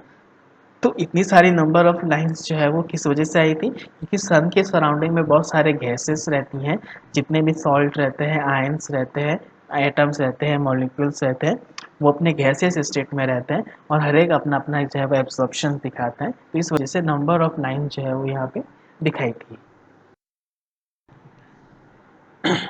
तो यहाँ पे जो आपको फिगर ऊपर वाला दिखाई दे रहा है वो एक्चुअल और ओरिजिनल फ्रॉनहोफर स्पेक्ट्रम है। तो ये थोड़ा सा it is difficult to observe, so I put it the different in that just below to this figure. तो यहाँ पे दूसरा फिगर जो है वो यहाँ पे पेस्ट किया हुआ है। तो यहाँ पे देख सकते हैं कि ब्लैक कलर की जो लाइनें दिख रही हैं वो एब्जॉर्प्शन लाइन है और पूरा का जो पीछे बैकग्राउंड है वो ब्राइट बैकग्राउंड है और ये स्पेक्ट्रम की कहलाता है। ठीक है ना। तो यहाँ पे जो है वो हर एक लाइन का जो है वो सीक्वेंस दिया था ए से लेके एच तक, और बी और एच के बीच के अंदर 574 लाइन है और टोटल ए से लेके एच तक है वो 600 थी। तो ये जो स्पेक्ट्रम है वो सोलर स्पेक्ट्रम है, मतलब सोलर जो रेडिएशन है उसका स्पेक्ट्रम जो है वो रिकॉर्ड किया गया था। और फ्रॉनहोफर ने तो दूसरे जो स्टार और प्लानिट थे जैसे सीरियस, कैस्टर, बेटेलिजियस, ये सारे प्लानिट को भी उसने स्टडी किया। तो फ्रॉनहोफर जो है वो बेसिकली एस्ट्रोनॉमर थे, या एस्ट्रोनॉमी उस टाइम जो है वो मोस्ट पॉइंट पे या पिक पॉइंट पे थी, सब लोग उसी का स्टडी करते थे। तो फ्रॉनहोफर ने भी उन्हीं स्टार्स और जो अदर प्लानिट थे उनकी स्टडी जो है वो अपने फ्रॉनहोफर सेटअप या फ्रॉनहोफर जो इंस्ट्रूमेंट था उसकी वजह से किया। ठीक है ना। लेकिन जो सोलर एक्चुअल जो सोलर स्पेक्ट्रा है वो कई सालों तक इसके बारे में कोई इन्वेस्टिगेशन नहीं हुआ। फ्रॉनहोफर ने ही पहली बार अपने इंस्ट्रूमेंट के अंदर प्रिज्म की जगह पे डिफ्रैक्शन ग्रेटिंग जो है वो यूज़ किया। तो मतलब इस टाइम के बाद में प्रिज्म का यूज़ ख़त्म हो गया, ये लाइट को स्पर्शन करने का काम जो है वो अभी यहाँ पे डिफ्रैक्शन ग्रेटिंग करता है। तब से लेके अभी तक जो है वो स्पेक्ट्रोमीटर के अंदर डिफ्रैक्शन ग्रेटिंग यूज़ होता है, लेकिन फ्रॉनहोफर एक्सपेरिमेंट से पहले जो है वो लोग प्रिज्म यूज़ करते थे।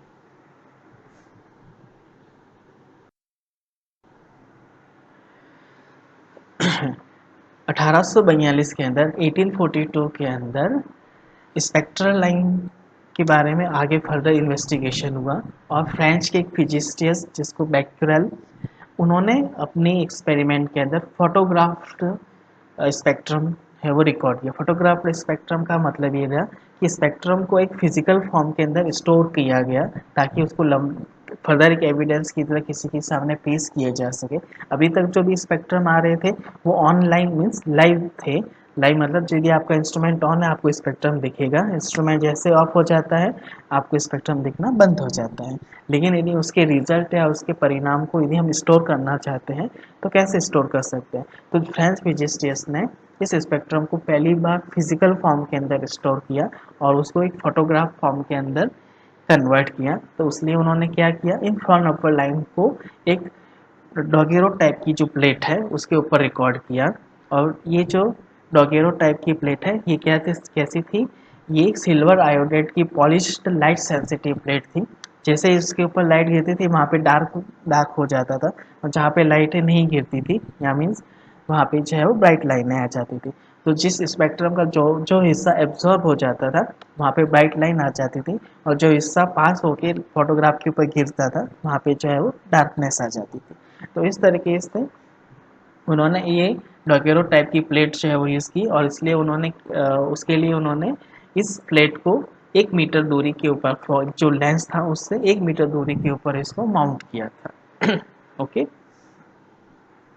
1848 के अंदर फ्रेंच की फिजिस्ट फौकल्ट ने पहली बार जो है वो एब्जॉर्प्शन लाइन को जो है वो सिस्टमेटिकली स्टडी किया, और इसके लिए उन्होंने क्या किया कि जो फ्लेम है उस फ्लेम की जस्ट बैकग्राउंड के अंदर, जस्ट पीछे की तरफ है वो एक आर्क यूज़ की, और आर्क से जो रेडिएशन निकली वो रेडिएशन जो है वो फ्लेम में एंटर होती है, और फ्लेम के अंदर जो आयंस पहले से इस स्प्रिंकल कर रहे थे या ऐड कर रहे थे, तो वो वहाँ पे आयंस उस आर्क से रेडिएशन को एब्जॉर्ब कर रहे थे, और फिर उसका स्पेक्ट्रम जो है वो फोटोग्राफी प्लेट के ऊपर रिकॉर्ड किया। तो यहाँ पे जो अब वर्ड यूज़ होता है वो स्पेक्ट्रोग्राफ वर्ड यूज़ होगा, क्योंकि यहाँ पे अब स्पेक्ट्रम का फोटोग्राफिक रिकॉर्ड लिखना शुरू कर चुके हैं, तो इसलिए यहाँ पे जो वर्ड हो रहा है यूज़ होता है वो स्पेक्ट्रोग्राफ यूज़ होता है।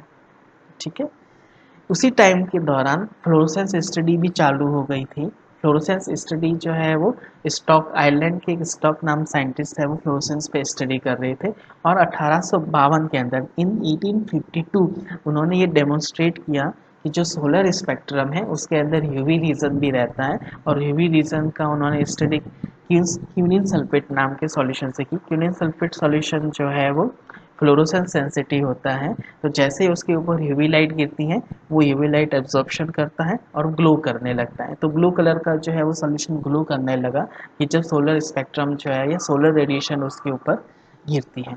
तब उन्होंने ये देखा कि यहाँ पे विजिबल स्पेक्ट्रम के साथ साथ में यहाँ पे दूसरा स्पेक्ट्रम और रहता है जिसको यूवी रेंज बोलते हैं, या अल्ट्रावायलेट रेडिएशन या अल्ट्रावायलेट वेवलेंथ जो है बोलता है। क्योंकि यहाँ पे अब तक जो है वो वेवलेंथ का कैलकुलेशन शुरू हो चुका था, तो उन्होंने यूवी लाइट के भी वेवलेंथ कैलकुलेट कर दिए थे, और उस विजिबल स्पेक्ट्रम के पास में फिर यूवी रीजन को भी सेट किया। तो इस तरीके से हमारा अब विजिबल स्पेक्ट्रम है वो एक्सटेंड हो गया है।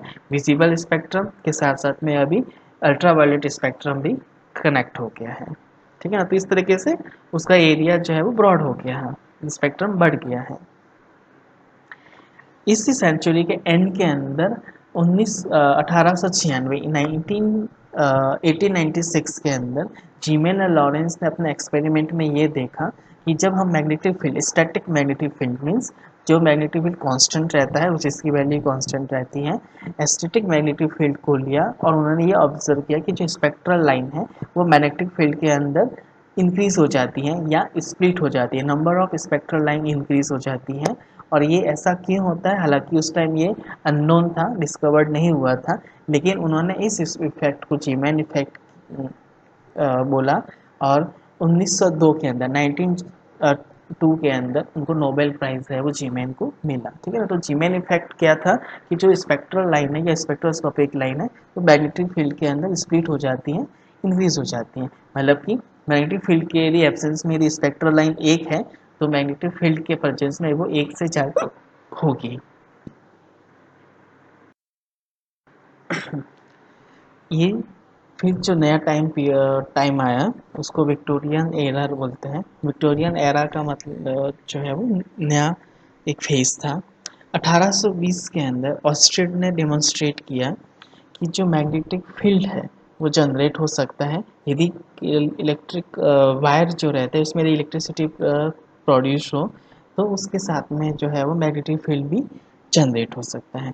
तो ऑस्टेड ने 1820 के अंदर पहली बार मैग्नेटिक फील्ड और इलेक्ट्रिक फील्ड के बीच में रिलेशनशिप को डेमोन्स्ट्रेट किया, और उनके ये जो दो नेचुरल फिनोमिना है इलेक्ट्रिसिटी एंड मैग्नेटिक फील्ड, इन दोनों के बीच में क्या को रिलेशंस है, इनके बीच में क्या इंटरक्शन कनेक्शंस है, उनको जो है वो यहाँ पे उन्होंने इलेबरेट किया।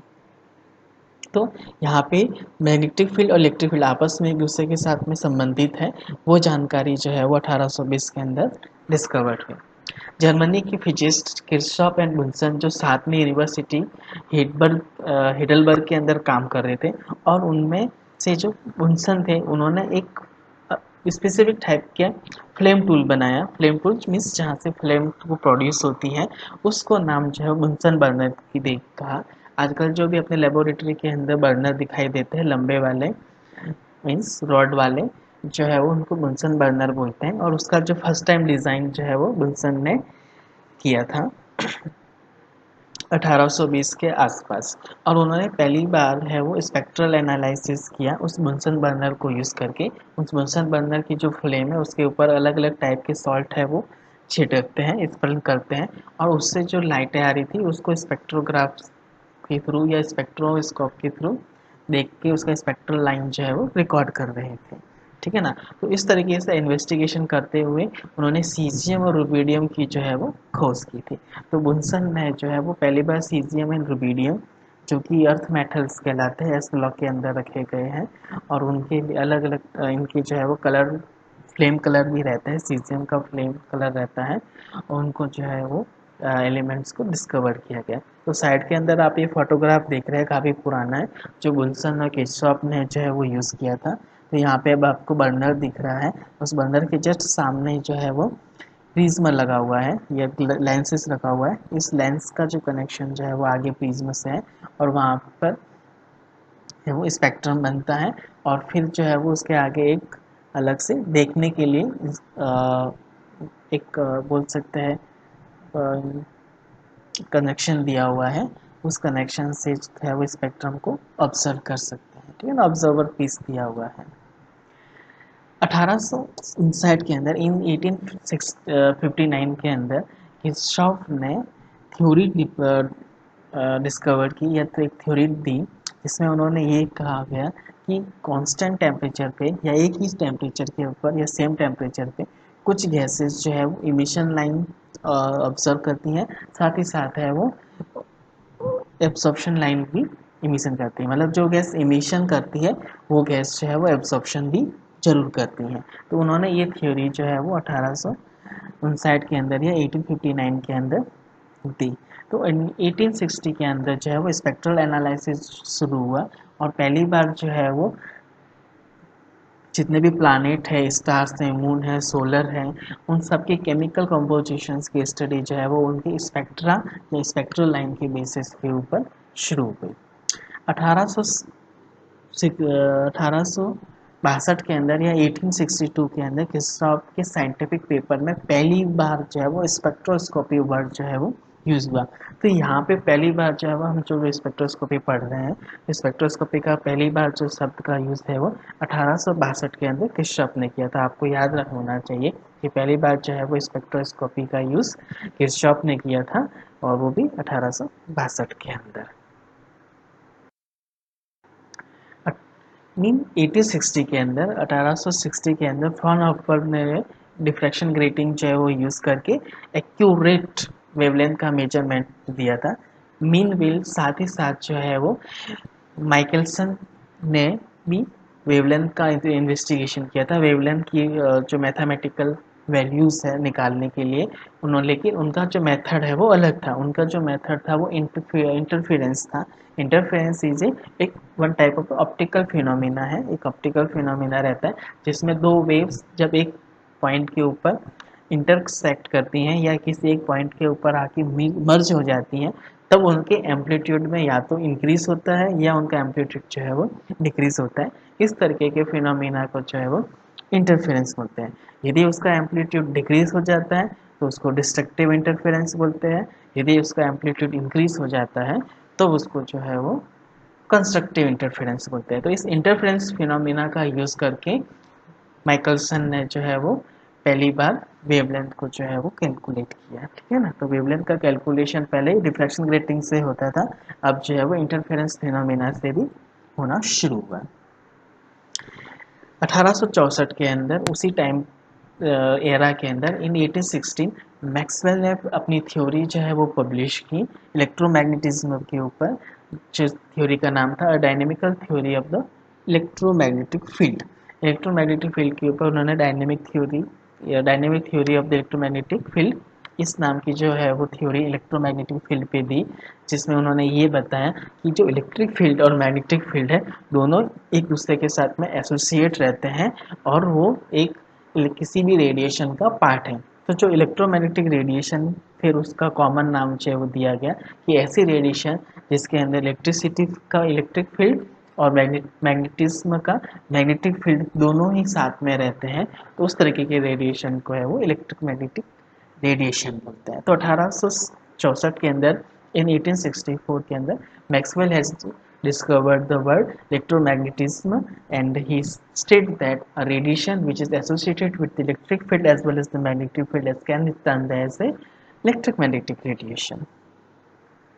हगीस एंड मिलर 1866 के अंदर in 1866 Huggins and Miller used first specifically design spectroscope for the study of star के स्टडी के लिए उन्होंने एक स्पेक्ट्रोस्कोप को डिजाइन किया। Spectroscope means we are able to observe the spectra which is originate from star, जो star से जो आ रहा था, स्टार से जो ओरिजिनेट हो रहा है स्पेक्ट्रा, उसको रिकॉर्ड करने के लिए या उसको देखने के लिए जो इंस्ट्रूमेंट बनाया था हगिंस और मिलर ने वो स्पेक्ट्रोस्कोप कहलाता है। आप इसका फिगर नीचे देख सकते हैं कि उसका स्पेक्ट्रोस्कोप किस तरीके से था, थोड़ा ओल्ड फिगर है। इंग्लिश एस्ट्रोनॉमर लॉकर ने 1868 के अंदर मीन्स 1868 के अंदर इंग्लिश एस्ट्रोनॉमर लॉकर ने हीलियम की खोज की थी। मतलब हीलियम मतलब हीलियोस, जो सन के सरफेस पर अवेलेबल हो उसको हीलियोस बोलते हैं, और हीलियम की खोज की थी। और हीलियम की खोज कैसे की, तो उन्होंने सोलर का स्पेक्ट्रम का स्टडी किया और उसके अंदर कुछ ऐसी स्पेक्ट्रल लाइनें थी जो अर्थ पे किसी भी एलिमेंट के साथ में मैच नहीं कर रही थी। तो उन्होंने ये कहा कि ये ऐसा एलिमेंट है जो केवल सन की सरफेस पर ही पाया जाता है, इसलिए उसको जो है वो हीलियम दिया। ठीक है ना। तो 25 साल तक जो है वो किसी ने भी इस तरीके के एलिमेंट को क्लेम नहीं किया था कि इस तरीके का एलिमेंट है वो अर्थ के ऊपर अवेलेबल है। तो एस्ट्रोनॉमर जो लॉकर थे उन्होंने ही ये पहली बार बताया कि सूरज के ऊपर हीलियम गैस रहती है। 1872 के अंदर इन 1872 के to Draper was able to take the first photograph of the stellar spectrum. जो एस्ट्रोनॉमर है या एस्ट्रोलॉजी के अंदर 1872 में पहली बार जो है वो एक विजिबल स्पेक्ट्रम का फोटोग्राफ जो है वो रिकॉर्ड किया गया।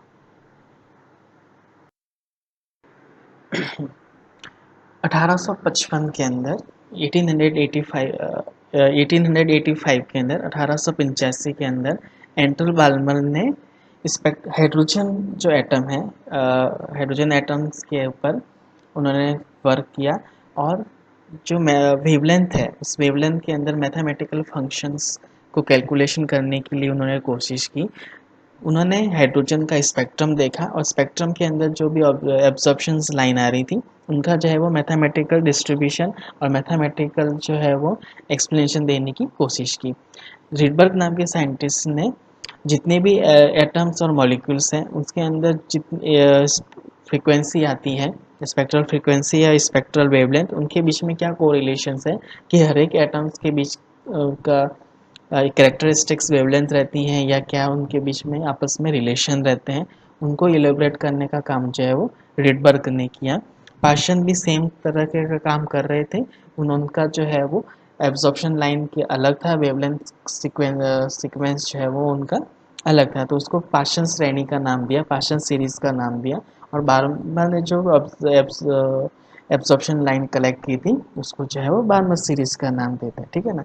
तो कौन से शेल से कौन से शेल के अंदर इलेक्ट्रॉन जंप करता है उनके बेसिस पे इनका सीक्वेंस था, लेकिन ये एक्सप्लेनेशन ट्रू नहीं हुआ, सक्सेस नहीं हुआ, क्योंकि तब तक है वो इलेक्ट्रॉन के बारे में कोई जानकारी नहीं थी और एटम के बारे में काफ़ी डीपली जानकारी नहीं थी कि एटम के अंदर किस तरीके से एनर्जी लेवल होता है, ये सारी जानकारी नहीं थी। तो 1895 और 1897 1895 और 1897 थॉमसन मॉडल के तक इलेक्ट्रॉन्स की इंफॉर्मेशन हमारे पास नहीं थी, तो इसलिए बार्मर पाशन की जो एब्जॉर्प्शन सीरीज थी उनका एक्सप्लेनेशन जो है वो देना मुश्किल था।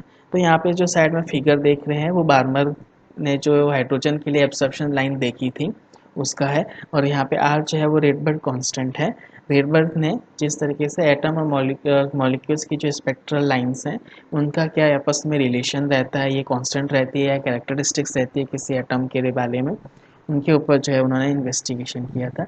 और ये फार्मूला है वो बार्मर ने दिया था कि यदि आपके पास में वेवलेंथ है तो आप किस तरीके से उसमें दूसरे स्पेक्ट्रल लाइन का एनालिसिस कर सकते हैं, ठीक है ना। तो ये इस जो स्पेक्ट्रल लाइन आ रही थी हाइड्रोजन एटम्स के लिए, उसका एक्सप्लेनेशन कब पॉसिबल हुआ, जब 1899 के अंदर 1899 के अंदर जर्मन फिजिक्स मैक्स प्लांक ने अपनी quantum theory of atomic structure propose की।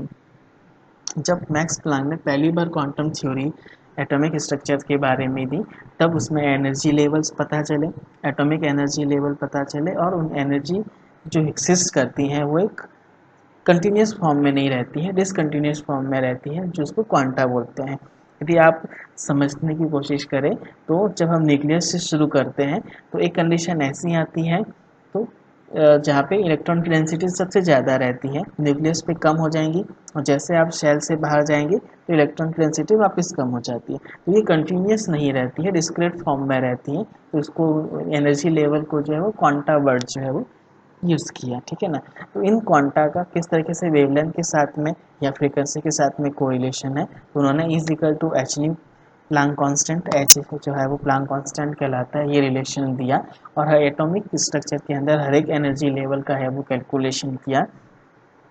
और थॉम्सन ने ऑलरेडी इलेक्ट्रॉन्स के बारे में इंफॉर्मेशन बाद में दी थी, तो इस तरीके से इलेक्ट्रॉन कौन कौन से एनर्जी लेवल के अंदर एग्जिस्ट करता है, और ये इलेक्ट्रॉन जब एक एनर्जी लेवल से दूसरे एनर्जी लेवल में ट्रांसफ़र होता है तब हमको जो है वो एब्जॉर्प्शन और इमिशन लाइन जो है वो मिलती है। तो प्लांक की जो एटॉमिक स्ट्रक्चर के बाद में ही हम लोग ये बार्मर और पार्शियल श्रेणी या पार्शियल सीरीज को जो है वो समझा पाए। तो 19वीं शताब्दी के अंत के अंदर, at the last of the 19th century and starting of the 20th century, 20th century के स्टार्ट होने में और 19th सेंचुरी के ख़त्म होने के बीच में बहुत सारा वर्क जो है वो शुरू हुआ, इन्वेस्टिगेशन हुआ है, और काफ़ी साइंटिस्ट को सक्सेस मिली। यहाँ पे जो इंग्लिश साइंटिस्ट थे रीले, उन रीले ने photography, science of lens, diffraction grating, इन सबको मर्ज करके एक ऑप्टिकल स्पेक्ट्रोस्कोपी को बनाया। मतलब कि उन्होंने ये सारे कॉन्सेप्ट को है वो आपस में मर्ज करके एक नया कॉन्सेप्ट जनरेट किया, जिसको हम बोलते हैं ऑप्टिकल स्पेक्ट्रोस्कोप। ऑप्टिकल स्पेक्ट्रोस्कोप इसलिए बोलते हैं क्योंकि वहाँ पे ऑप्टिक्स के फिनोमिना यूज़ होते हैं, और यहाँ इसमें माइक्रोस्कोप की तरफ से हम यहाँ पे स्पेक्ट्रम लाइन को ऑब्जर्व करते हैं, इसलिए इसको स्पेक्ट्रोस्कोप बोलते हैं। तो जैसे ही 20th सेंचुरी स्टार्ट हुई तो यहाँ पे एच ईबर्ट का काम ये था कि जो स्पेक्ट्रल लाइन का रिजोल्यूशन बढ़ाने किस तरीके से बढ़ाया जाए। तो उन्होंने स्पेक्ट्रल लाइन का या स्पेक्ट्रोग्राफ के अंदर जो रिजोल्यूशन बनाने के लिए उन्होंने ग्लास को चेंज किया, ग्लास प्रिज्म को चेंज किया, ग्रेटिंग यूज़ किए, कुछ मिरर जो है वो सब्सटीट्यूट किए, कैमरा और कॉलमिनेटर की पोजीशन जो है वो चेंजेस किए। तो इस तरीके से उन्होंने हीट एंड ट्रायल मेथड के द्वारा रिजोल्यूशंस को अचीव करने की कोशिश की। 20वीं शताब्दी के आधे पार्ट के अंदर, starting half part of the 20th century के अंदर एटम्स के बारे में काफ़ी अंडरस्टैंडिंग शुरू हुई, एटम्स के ऊपर ही रिसर्च शुरू हुई, एटम के अंदर इन्वेस्टिगेशन हुआ कि एटम के अंदर और क्या क्या रहते हैं, mass, nucleus, neutron, proton, electron, energy level, etcetera etcetera. तो उन सब के ऊपर जो है वो स्टडी हुई, और उन सब का कोरिलेशन जो है वो स्पेक्ट्रल लाइन के साथ में किया गया। तो इस तरीके से धीरे धीरे जैसे जैसे एटम के बारे में इंफॉर्मेशन मिलनी शुरू हुई, वैसे वैसे जो प्रीवियस स्पेक्ट्रल लाइन के रिजल्ट थे उनका एक्सप्लेनेशन देना भी शुरू हुआ, ठीक है ना। तो 1913 के अंदर, 1930 के अंदर नील्स बोर ने पहली बार है वो एटॉमिक स्ट्रक्चर्स के बारे में थ्योरी दी, और उसका कनेक्शन जो है वो मैक्स प्लांक के एटॉमिक स्ट्रक्चर के साथ में हुआ कि इलेक्ट्रॉन जो है वो एक सर्टेन एनर्जी लेवल को ऑक्यूपाई करता है उस एटम के अंदर, जिसको जो है हम ऑर्बिट बोलते हैं। और फिर ऑर्बिट के बाद में जो है वो और ऑर्बिटल, शेल, सब शेल, उनके कॉन्सेप्ट है वो आने लग गए।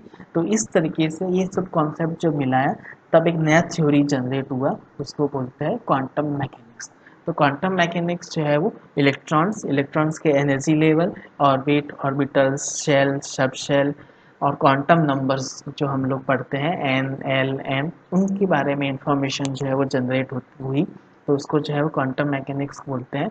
और जो दूसरे अलग साइंटिस्ट हैं उन्होंने भी अपनी थ्योरी देना शुरू किया, Pauli, Heisenberg, Schrodinger, de Broglie, Born Jordan, Bolt, Dirac, इन सब लोगों ने थ्योरेटिकल और मैथमेटिकल से वो क्वांटम मैकेनिक्स को बूस्टअप किया। पॉली जो थे उन्होंने एक्सक्लूजन प्रिंसिपल जो है वो डेराइव किया, जिसमें ये बताया गया कि इलेक्ट्रॉन जो है वो एक एक एनर्जी लेवल के अंदर एक ही इलेक्ट्रॉन रह सकता है। यदि कोई दूसरा इलेक्ट्रॉन आता है तो उसका जो है वो स्पिन पेयर हो जाता है, मतलब स्पिन चेंज हो जाता है, मतलब सेम स्पिन के जो है वो इलेक्ट्रॉन एक ही एनर्जी लेवल के अंदर नहीं रह सकते।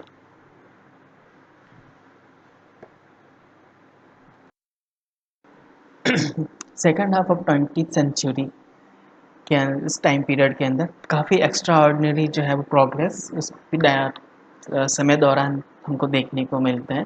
जो लेबोरेटरी टेक्निक्स थी उसमें काफ़ी डेवलपमेंट हुआ, केमिकल एनालिसिस की जो टेक्निक्स थी उसमें काफ़ी प्रोग्रेस हुआ।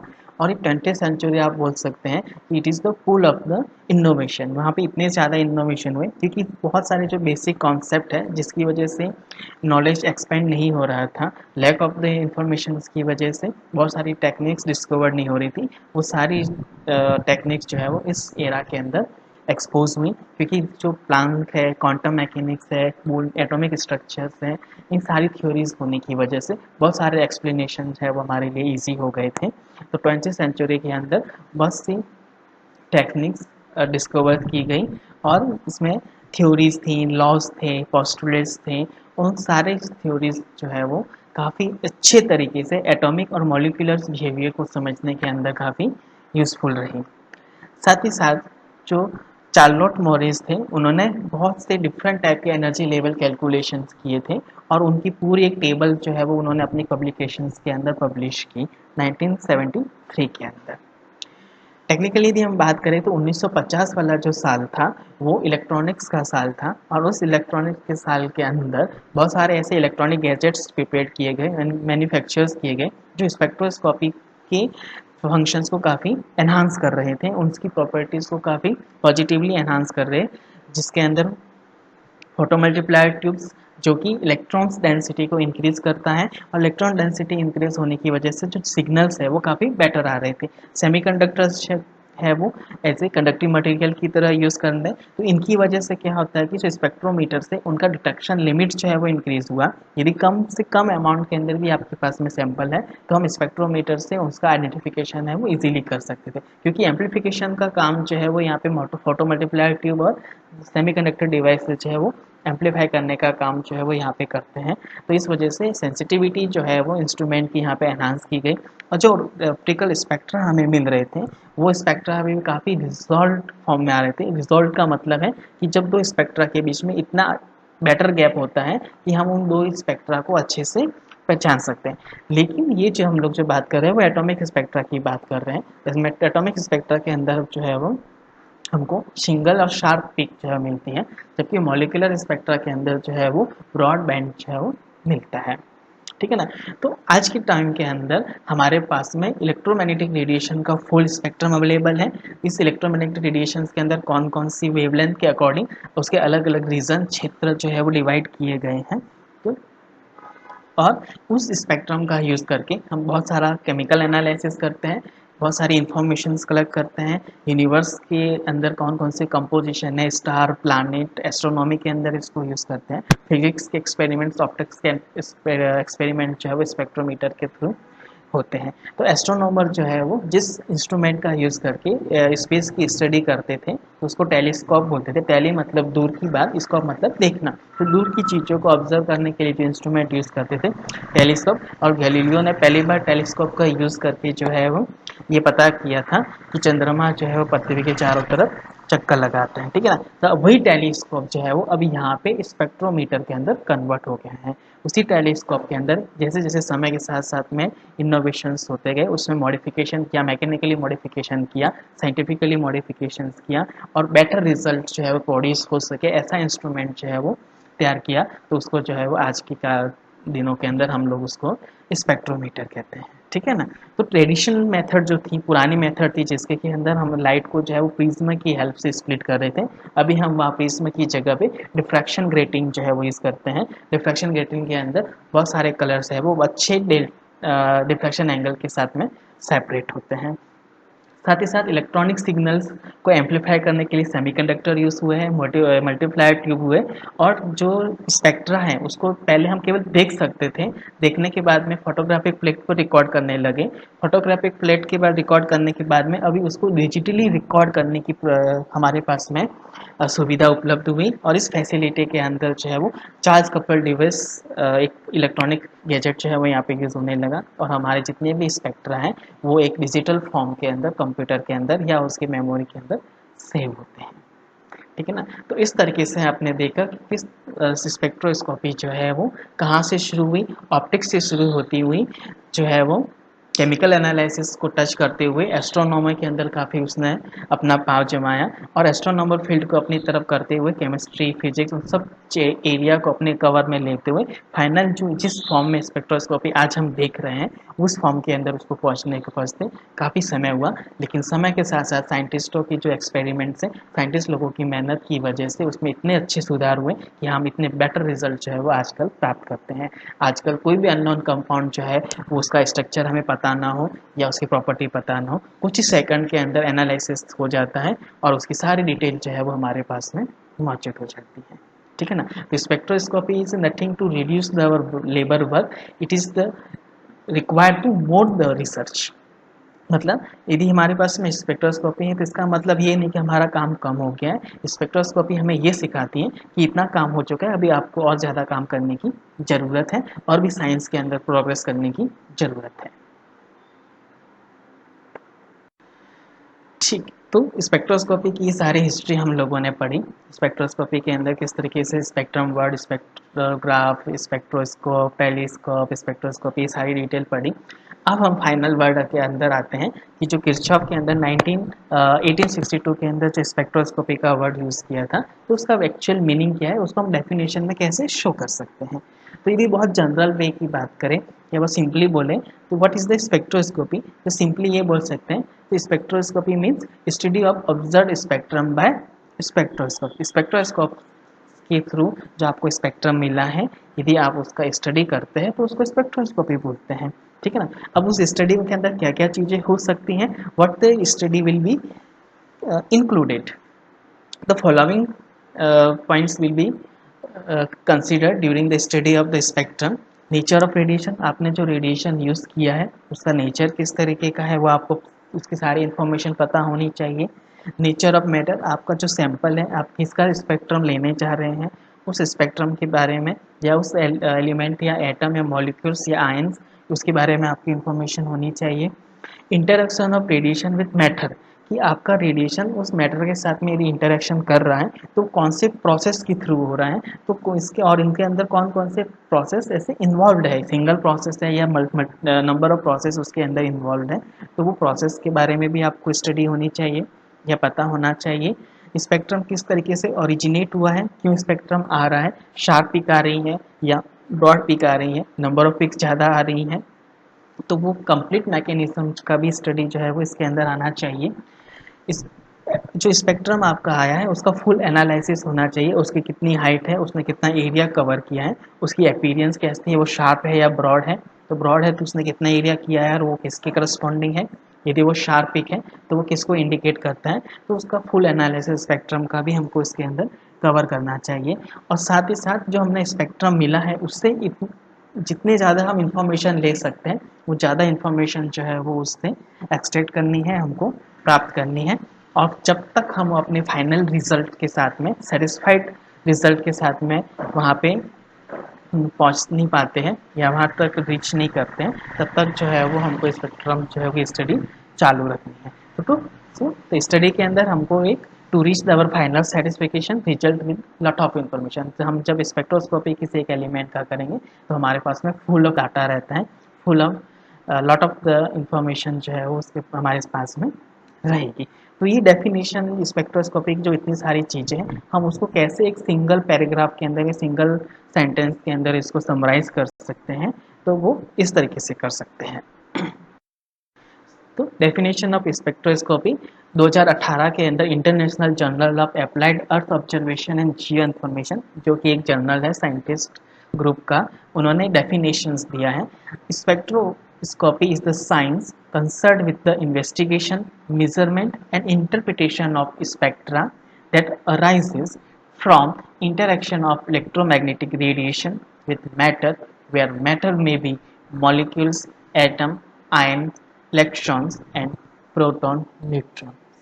दैट्स मीन्स स्पेक्ट्रोस्कोपी जो है वो साइंस का वो वाला पार्ट है जहाँ पे हम ये चीज़ें पढ़ते हैं कि जो स्पेक्ट्रा आपको मिला है उस स्पेक्ट्रा का इन्वेस्टिगेशन वहाँ होता है, मेजरमेंट वहाँ पर होता है, इंटरप्रिटेशन होता है, और जो स्पेक्ट्रा जिस वजह से हुआ है, जिस वजह से स्पेक्ट्रा हमको मिला है कि इलेक्ट्रोमैग्नेटिक रेडिएशन जो है वो अपने मैटर के साथ में जब इंटरेक्ट करती है उसके परिणाम स्वरूप जो है वो हमको स्पेक्ट्रा मिला है, तो उसका स्टडी यहाँ करते हैं। और यहाँ पे जो मैटर है, मैटर के अंदर हमारा एटम हो सकता है, मॉलिक्यूल्स हो सकता है, आयन हो सकता है। यदि मॉलिक्यूल्स है तो मॉलिक्यूलर स्पेक्ट्रोस्कोपी, यदि वो एटम है तो एटॉमिक स्पेक्ट्रोस्कोपी, आयन्स हैं तो वो फ्लेम स्पेक्ट्रोस्कोपी के अंदर आते हैं, इलेक्ट्रॉन है तो वो एक्सरे डिफ्रैक्शन के अंदर आते हैं, प्रोटॉन है तो वो एनएमआर स्पेक्ट्रोस्कोपी के अंदर आते हैं, न्यूट्रॉन है तो वो स्मॉल एंगल न्यूट्रॉन स्कैटरिंग के अंदर आते हैं। तो इस तरीके से स्पेक्ट्रोस्कोपी जो है वो एक काफ़ी कंप्लीट साइंस का हिस्सा है, और स्पेक्ट्रोस्कोपी के जो यूजेस है वो लिमिटेड नहीं है, वो हर एक फील्ड के अंदर स्पेक्ट्रोस्कोपी जो है वो यूज होती है। That is clear. अब हम बात करते हैं स्पेक्ट्रम। स्पेक्ट्रम है वो आइजैक न्यूटन ने पहली बार स्पेक्ट्रम वर्ड यूज़ किया था, हम ऑलरेडी अच्छे से ये देख चुके हैं। तो स्पेक्ट्रम नेचर के अंदर किस तरीके का होता है उसकी हम बात देखते हैं। तो स्पेक्ट्रम जो है वो नेचर के अंदर जिस फॉर्म में रहता है उसको हम सिंपल लैंग्वेज के अंदर रेनबो बोलते हैं। रेनबो, जिसको हिंदी में इंद्रधनुष बोलते हैं। तो इंद्रधनुष के अंदर आपने देखा होगा कि बहुत सारे 7 कलर जो है वो एक पर्टिकुलर अरेंजमेंट के अंदर रहते हैं, वो हमेशा फिक्स रहते हैं। ऐसा नहीं कि आज जो रेनबो निकला है उसमें कलर का सीक्वेंस अलग है, कल जो रेनबो निकलेगा उसका कलर का सीक्वेंस है वो चेंज हो जाता है, ऐसा नहीं होता है। जो नेचर के फिनोमेना होते हैं वो काफ़ी कांस्टेंट और वेल एस्टेब्लिश होते हैं, उनके पीछे कुछ ना कुछ लॉजिक रहता है। तो rainbow is a common spectrum and meteorological phenomena. Meteorological phenomena का मतलब है जो मौसम विभाग के अंदर जो प्रक्रियाएं रहती हैं वो मौसमी परिवर्तन होने के कारण से रेनबो जो है वो हमको दिखाई देता है, ठीक है ना। तो ये एक मेट्रोलॉजिकल साइंस, जो साइंस फील्ड के जो लोग होते हैं उनके लिए ये होता है कि जो बारिश के टाइम पे लाइट है वो पानी की ड्रॉपलेट पे गिरती है तो रेनबो जो है वो जनरेट होता है। लेकिन कुछ दूसरे लोग होते हैं जो साइंस से जुड़े हुए नहीं रहते, नॉन साइंस पीपल जिसको हम बोल सकते हैं, जो साइंस की स्टडी नहीं करते हैं डीपली, इनको काफ़ी कम साइंस का नॉलेज रहता है, तो उनके लिए इस जो रेनबो रहता है it is gift of God, वही गॉड भगवान का प्रमाण मानते हैं कि गॉड इज एग्जिस्टिंग ईयर, और भगवान का शुक्र अदा करते हैं क्योंकि उस रेनबो या उस इंद्रधनुष को देख के उनको काफ़ी हर्ष महसूस होता है। They getting the pleasure to see, जब उसको जब इंद्रधनुष को देखते हैं तो काफ़ी खुश होते हैं, छोटे बड़े बच्चे सारे लोग जो है वो खुश होते हैं, और रेनी सीजन के अंदर ही इंद्रधनुष हमको दिखाई देता है, ठीक है। तो ये स्पेक्ट्रम जो है वो नेचर के अंदर रेनबो के फॉर्म के अंदर रहता है। तो यहाँ पे एक साइड के अंदर फिगर लगाया है रेनबो के अंदर, आप देख सकते हैं कि ये किस तरीके से सेमी सर्कल में होता है। ये वास्तव में सेमी सर्कल नहीं होता है, रेनबो जो रहता है वो कंप्लीट सर्किल फॉर्म के अंदर रहता है। लेकिन चूंकि हम ऑब्जर्वर रहते हैं तो ऑब्जर्वर में हमारी आँख की जो साइट है वो 180 का पूरा कवर करती है, तो इस वजह से हमको रेनबो जो है वो हाफ सर्किल फॉर्म के अंदर दिखाई देता है, ठीक है ना। तो रेनबो का फॉर्मेशन कैसे होता है, तो रेनबो जो है वो मैं पहले भी बता दिया कि मेट्रोलॉजिकल फिनोमिना है, और इसके अंदर रिफ्रैक्शन, डिस्पर्शन, फिर रिफ्लेक्शन और रिफ्रैक्शन फिर से होता है, और उसके बाद में रेनबो जनरेट होता है। तो यहाँ पे एक इसका रेनबो का मैकेनिज्म दिखाया गया है कि जब सूरज से लाइट है वो पानी की ड्रॉपलेट के ऊपर गिरती है तो सबसे पहले वो एक अपने पास से डेविएट हो जाती है, तो फर्स्ट रिफ्रैक्शन जो है वो यहाँ पर होता है। फिर जैसे ही वो पानी के ड्रॉपलेट के अंदर ट्रैवल करती हैं तो उसमें इंटरनल रिफ्लेक्शन होता है, तो इसको बोलते हैं इंटरनल रिफ्लेक्टेड रे। तो वहाँ पे रिफ्लेक्शन हो जाती हैं और लाइनें जो है वो अलग हो जाती हैं, ठीक है ना। तो यहाँ पे जो इंटरनल रिफ्लेक्टेड है वो जैसे ही ड्रॉपलेट से बाहर आने की कोशिश करती है तब वापस से उसका मीडियम चेंज हो जाता है, वो पानी के मतलब वाटर मीडियम से एयर मीडियम के अंदर आती हैं वो। तो यहाँ पे फर्दर रिफ्रैक्शन होता है। तो फर्स्ट रिफ्रैक्शन जब एंटर हुआ तब, सेकंड रिफ्रैक्शन जब वो एक्सिस्ट करती हैं या आउट ऑफ ड्रॉपलेट मूव करती हैं तब हमको रिफ्रैक्शन मिलता है। और इस तरीके से ये सारी जो सनलाइट है वो अलग अलग रेडिएशन के अंदर अलग अलग कलर के अंदर डिस्पर्स होती हैं और हमको रेनबो के फॉर्म के अंदर दिखाई देता है। तो यहाँ पे आप ये देखेंगे कि तीन चीज़ें यहाँ पे काफ़ी महत्वपूर्ण हैं। सबसे पहले सूरज जो जो सनलाइट देता है वो, रेन ड्रॉप जो पानी की ड्रॉपलेट रहती है वो, और तीसरा जो है ऑब्जर्वर जो रेनबो को देख सकता है। ये तीनों चीज़ें हैं वो स्पेक्ट्रोस्कोपी का आधार है, मेन फिस्टो है, और उसी के बेसिस पे स्पेक्ट्रोस्कोपी बनती है। यदि फॉर शेक ऑफ नॉलेज यदि मैं आपको ये बताऊं तो सनलाइट है वो सोर्स की तरह काम करेगा, रेन ड्रॉप है वो प्रिज्म या डिफ्रैक्शन ग्रेटिंग की तरह काम करता है, और जो इंद्रधनुष के वो ऑब्जर्वर है वो डिटेक्टर और रिकॉर्डर की तरह काम करता है। तो ये नेचर के फिनोमिना को ध्यान में रखते हुए स्पेक्ट्रोमीटर जो है वो वर्क करता है। ठीक है ना। तो ये तो सारी चीज़ें हम लोग साइंस वालों के लिए थी। कुछ ऐसी चीज़ें भी है स्पेक्ट्रम के बारे में जो साइंस नहीं पढ़ते हैं या साइंस सब्जेक्ट से थोड़े दूसरे सब्जेक्ट के अंदर इन्वॉल्व रहते हैं, तो उनके लिए इस स्पेक्ट्रम का मीनिंग क्या क्या हो सकता है। तो मैंने यहाँ पे कुछ वर्ड है वो लिस्ट आउट किए हैं। तो यहाँ पे आप देख सकते हैं कि स्पेक्ट्रम का मीनिंग क्या क्या हो सकता है। ये condition that is not limited to a specific set of value but can very.